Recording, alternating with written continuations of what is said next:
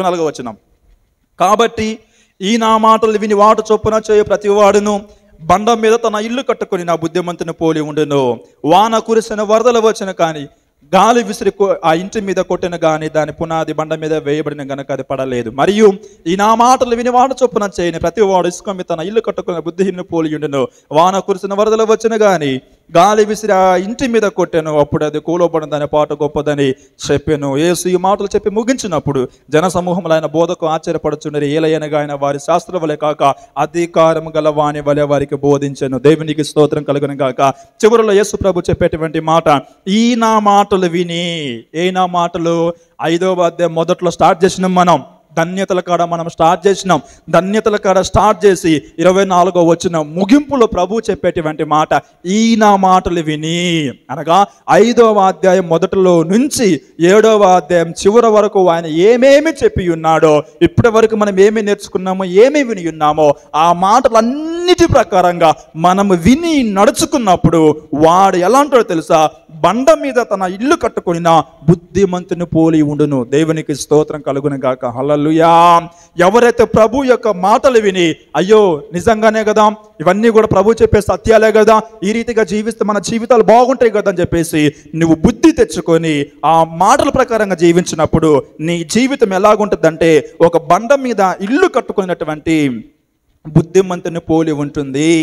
బండ మీద కట్టినటువంటి ఇల్లు ఎంత స్ట్రాంగ్గా ఉంటుందో మనకు తెలుసు. యేసు ప్రభు చెప్పేటువంటి మాట అదే. 25వ వచనం, వాన కురిసెను, వరదలు వచ్చెను, గాలి విసిరి ఆ ఇంటి మీద కొట్టెను గాని దాని పునాది బండ మీద వేయబడిన గనక అది పడలేదు. దేవునికి స్తోత్రం కలుగును గాక. కేరళలో అప్పుడప్పుడు తుఫాన్లు వస్తుంటాయండి, వరదలు ఉప్పొంగిపోతూ ఉంటాయి. కొన్ని వీడియోస్లలో మనం చూస్తూ ఉంటాం, ఫేస్బుక్ వీడియోస్లలో.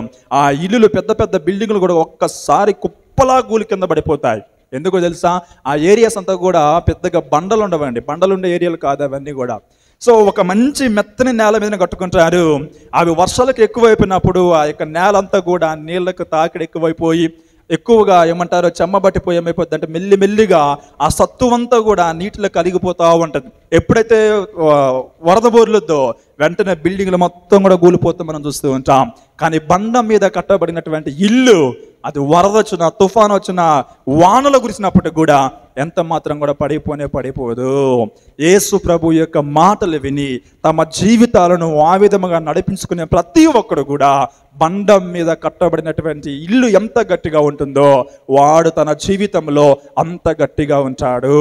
ఈ లోకమైనటువంటి పాపములో పడిపోకుండా, ఈ లోకమనే దరిద్రతలో పడిపోకుండా, లోకమైనటువంటి అజ్ఞానంలో పడిపోకుండా అన్ని విషయాలలో మెలకువ కలిగి తన యొక్క జీవితాన్ని అనేక మందికి ఒక గొప్ప ఆశీర్వాదకరమైన జీవితముగా మార్చుకుంటూ ముందుకెళ్తూ ఉంటాడు. అలా కట్టుకోనటువంటి వాడు 26వ వచనం, మరియు ఈ నా మాటలు విని వాటి చొప్పున చేయని ప్రతి వాడు ఇసుక మీద తన ఇల్లు కట్టుకుని బుద్ధిహీనుని పోలి ఉండును.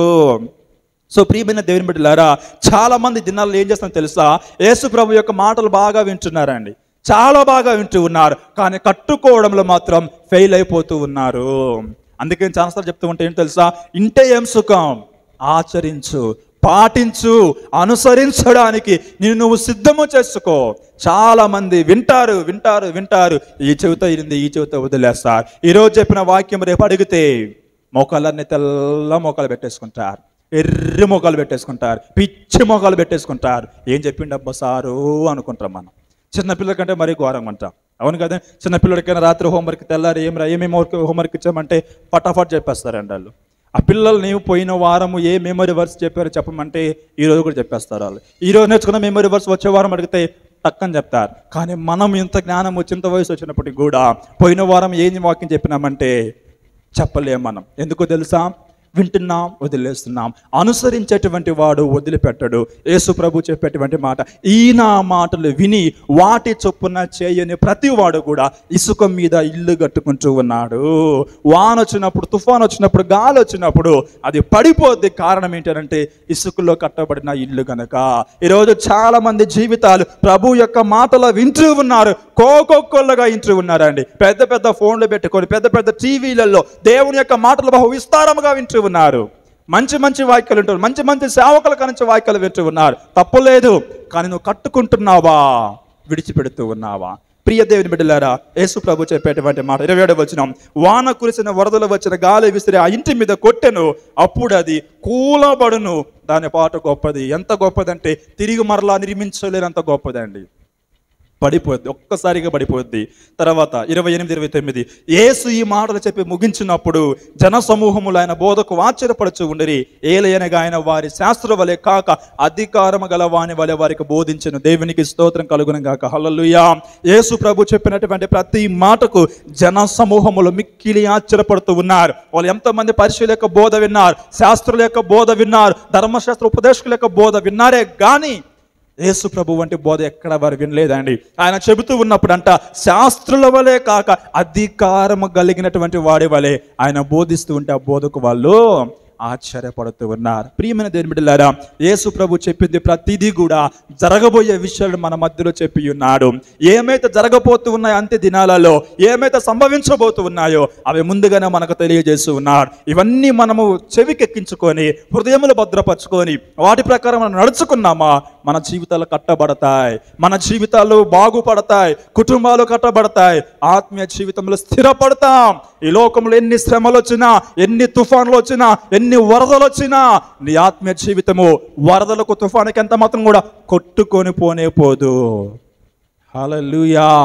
ప్రియ దేవుని బిడ్డలారా, చివరికి ఎవరు మిగులుతారు అని అంటే కేవలం ఒకే ఒకళ్ళు ఆత్మానుసారమైనటువంటి జీవితాన్ని ఎవరైతే కట్టుకొని ఉంటారో అటివారు ప్రభువుని ఎదుర్కొంటారు, అటివారు ప్రభుతోటి పరలోక రాజ్యంలో నీకు సమీపిస్తారు. లేని వారందరూ కూడా పొట్టు గాలికి ఎగిరినట్లుగా దేవుడు మొత్తం తీసుకెళ్ళి అగ్నిలేసి కాలబెట్టేస్తారు. ప్రార్థన చేసుకుందాం, అందరు కళ్ళు మూసుకున్నట్లయితే.